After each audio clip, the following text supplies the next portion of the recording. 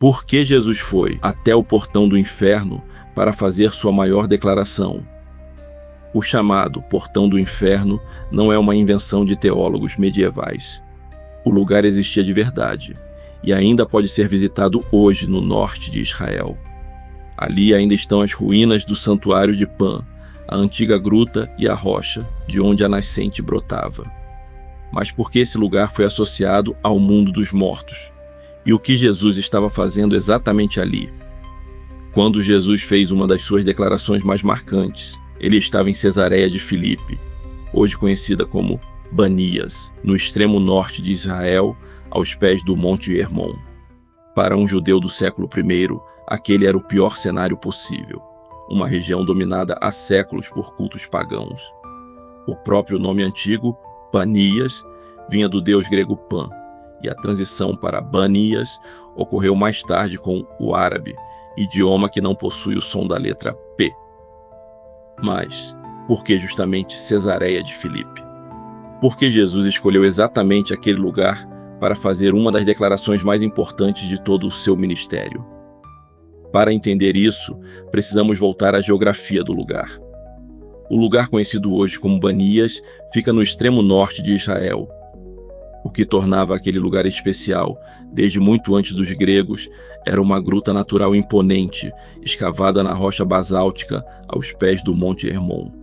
De dentro dessa caverna brotava uma nascente que alimentava um dos principais afluentes do Rio Jordão. A combinação de água, rocha e montanha tornava o local impressionante visualmente.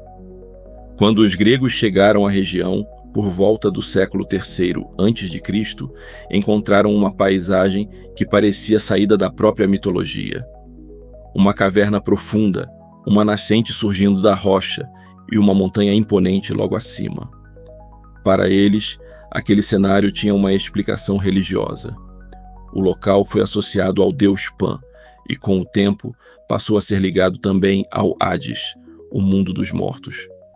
A caverna era vista como uma espécie de passagem entre o mundo dos vivos e o mundo subterrâneo.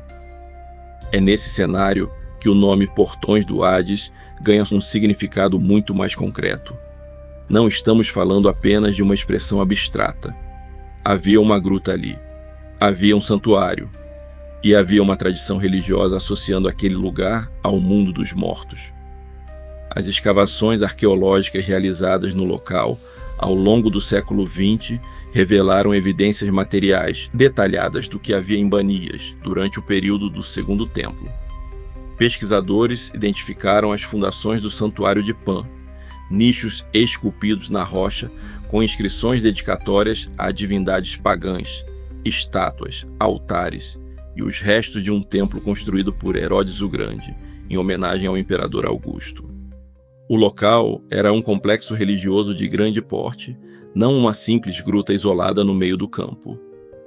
Joséfo, o historiador judeu do século I, descreveu a caverna e sua nascente com riqueza de detalhes.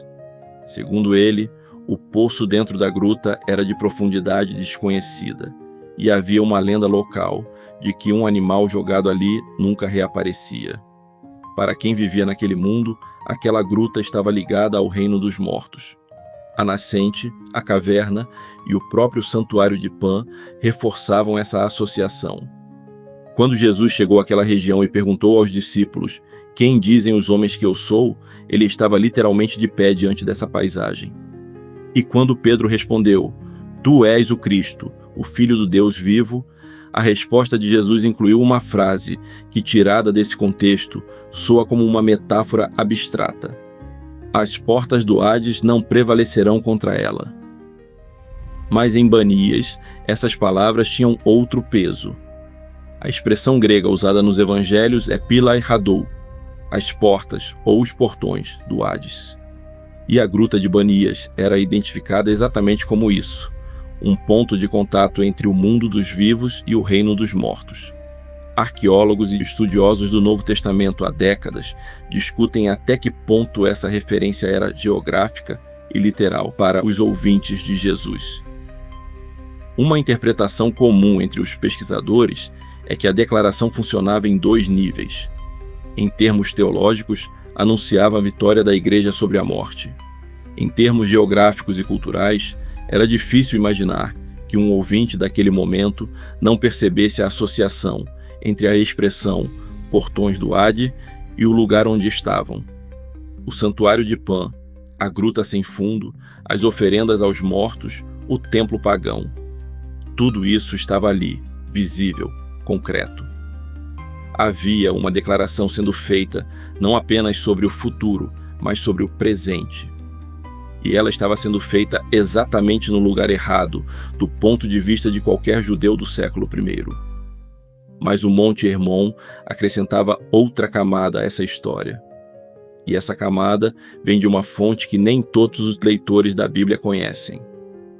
O livro de Enoque é um texto judaico antigo, não incluído no cânon hebraico ou protestante, mas amplamente lido no período do Segundo Templo.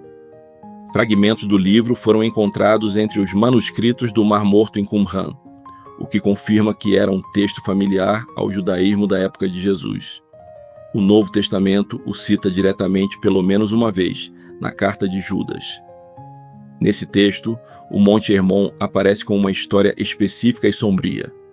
É ali, segundo Enoque, que 200 seres chamados vigilantes, anjos que haviam abandonado sua posição original, desceram à terra, tomaram mulheres humanas e produziram uma descendência que corrompeu a humanidade. O próprio nome Hermon é relacionado na tradição ao conceito de anátema, algo separado, amaldiçoado, posto de lado. Estudiosos que trabalham com a literatura do Segundo Templo, como Michael Heiser, argumentam que esse pano de fundo era parte do repertório cultural e espiritual de qualquer judeu instruído do século I. O Monte Hermon não era apenas uma montanha alta com neve no topo. Era o lugar onde, segundo a tradição, a rebelião dos seres celestiais havia começado. Era o lugar associado à origem da corrupção do mundo. Mas há um problema. Os evangelhos não dizem que Jesus escolheu o lugar por causa dessas associações. Os evangelhos não fazem essa conexão de forma explícita. O que os pesquisadores fazem é analisar o contexto cultural disponível para os primeiros leitores desses textos e perguntar o que aquela escolha geográfica comunicava para pessoas que viviam naquele mundo. Existe outro detalhe na sequência narrativa dos evangelhos que merece atenção. Depois da declaração em Cesareia de Filipe, os textos descrevem o episódio da Transfiguração, aquele momento em que Jesus leva Pedro, Tiago e João a um monte elevado, onde sua aparência se transforma, Moisés e Elias aparecem ao lado dele, e uma voz do céu é ouvida. A tradição cristã mais difundida identifica o Monte Tabor como local da Transfiguração.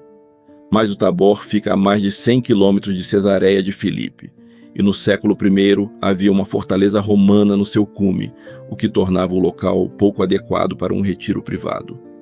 Além disso, o texto diz que Jesus foi para um monte elevado, imediatamente após estar em Cesareia de Filipe. Uma parte significativa dos pesquisadores considera o Monte Hermon uma alternativa geograficamente mais coerente. Ele fica a poucos quilômetros de Banias. É o mais alto da região. Suas encostas superiores são cobertas de neve e oferecem o isolamento que o texto descreve. A tradição do Monte Tabor se consolidou mais tarde, possivelmente por razões práticas relacionadas à localização da igreja cristã na Galileia. A identificação do Monte Hermon como local da transfiguração é uma hipótese, não um consenso estabelecido. Mas, se for considerada, a sequência narrativa adquire uma estrutura muito específica. Jesus vai ao lugar associado à queda dos vigilantes, faz a declaração sobre os portões do Hades e então sobe aquele mesmo monte, onde, segundo a tradição de Enoque, o grande abandono celestial havia acontecido. E ali é transfigurado, glorioso, com Moisés e Elias ao seu lado. Por isso, alguns pesquisadores consideram essa leitura narrativamente coerente.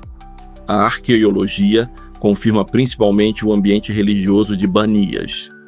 As escavações mostraram que o santuário de Pan esteve em uso contínuo por vários séculos. As inscrições encontradas no local dedicam oferendas a Pan, às ninfas e a outras divindades. Um dos nichos esculpidos na rocha traz uma inscrição que menciona um sacerdote de Pan. Outro menciona o deus Eco. O complexo cresceu ao longo do tempo. Herodes o Grande construiu o Templo de Mármore em honra a Augusto, e seu filho Filipe ampliou a cidade e lhe deu o nome de Cesareia, acrescentando seu próprio nome para distingui-la da Cesareia Marítima na costa. Quando Jesus estava em Cesareia de Filipe, estava em uma cidade construída por uma família de governantes que misturava lealdade ao imperador romano com controle político sobre a região judaica. O próprio nome da cidade era uma declaração de poder. Homenageava simultaneamente o imperador e o tetrarca local. Nesse cenário, a pergunta "Quem dizem os homens que eu sou?" ganha um peso diferente. As alternativas apresentadas pelos discípulos, João Batista, Elias, Jeremias, são todas figuras do passado, profetas mortos ou desaparecidos. A resposta de Pedro afirma algo radicalmente diferente. Não um retorno do passado, mas uma presença nova. E essa afirmação é feita em um lugar onde um imperador tinha seu templo, onde um deus pagão tinha seu santuário, e onde a tradição identificava uma abertura para o mundo dos mortos. Mas até onde podemos levar essa interpretação? Os evangelhos nunca dizem que Jesus escolheu Cesareia de Filipe por causa do santuário de Pan, da gruta ou das associações com Hades. Essas associações fazem parte do contexto daquele lugar. A arqueologia mostra o que existia ali, e as fontes antigas ajudam a entender como a região era vista. Mas nenhuma delas pode nos dizer exatamente por que Jesus escolheu estar ali naquele momento. Ainda assim, o cenário chama a atenção. Jesus estava em uma cidade marcada pela presença romana, diante de um importante santuário pagão e de uma caverna associada ao mundo dos mortos. Foi ali que Pedro declarou: "Tu és o Cristo, o Filho do Deus vivo." E logo depois, Jesus falou sobre as portas do Hades. É possível que ele estivesse fazendo uma referência deliberada ao que seus discípulos tinham diante dos olhos. Também é possível que essas associações tenham ganhado ainda mais significado quando os primeiros cristãos passaram a transmitir esse episódio. Não temos como saber. O que podemos fazer é reconstruir o cenário. E quando fazemos isso, Cesareia de Filipe deixa de ser apenas um nome no mapa. Ela se transforma naquilo que qualquer judeu do século I via: uma cidade pagã aos pés de uma montanha, com uma caverna na rocha e um santuário dedicado a Pan. Foi nesse lugar, carregado de significados que os evangelhos não precisam explicar, que aquela declaração aconteceu. Você já sabia que o portão do inferno era um lugar real? Deixe sua opinião nos comentários e inscreva-se no canal para acompanhar as próximas investigações arqueológicas.